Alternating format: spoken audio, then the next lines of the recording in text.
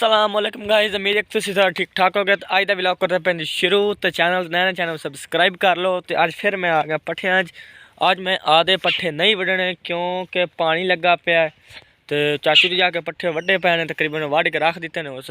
तो हुण जाके इत्थे रेड़ी सट्टने ने। इन्ना सफ़र वाह बन जाता 2 किले। तो यह वेखो पानी ला दिता राती। तो कणक की भी कोर बन दी, कणक में भी पानी ला दिता, खाद पा दी है। तो इंशाल्लाह हुण 10 दिनां ते कणक आई लक जिड्डी। तो हूँ तुम वेखो पानी ला दिता चंगा भर के लाया पानी, राती फ्री सी ठीक है।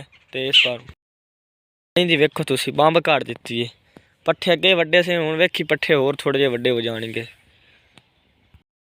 हूँ पट्ठे वढ़ रहे हैं, बल्कि वड्डे पे ने। तो हूँ बस कपड़े पा के रेहड़ी ते लै जाने। तो सफ़र बड़ा ज़्यादा है।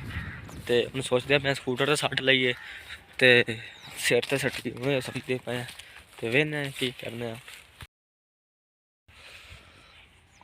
पट्ठे ने जी।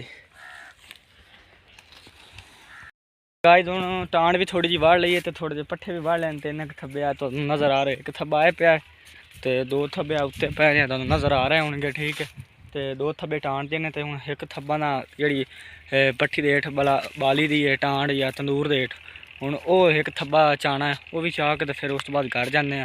उस तो बाद जो भी सीन होगा तो जरूर भी खाएंगे। तो चैनल सबसक्राइब लाजमी कर लेना। तो लाइक तो बेल आइकन जरूर प्रेस कर लेना ठीक है। तो आओ हूँ तकरीबन 2:30 बजे मोट टांड वड्डी। तो हूँ लिया तकरीबन 4:30 टाइम होंगे पे। तो हूँ मैं जी ग्राउंड के जाता खेलने वास्ते। तो अज का व्लॉग इतने आप ठप करने। तो इंशाल्लाह मैं व्लॉग जरूर भी करते रहेंगे।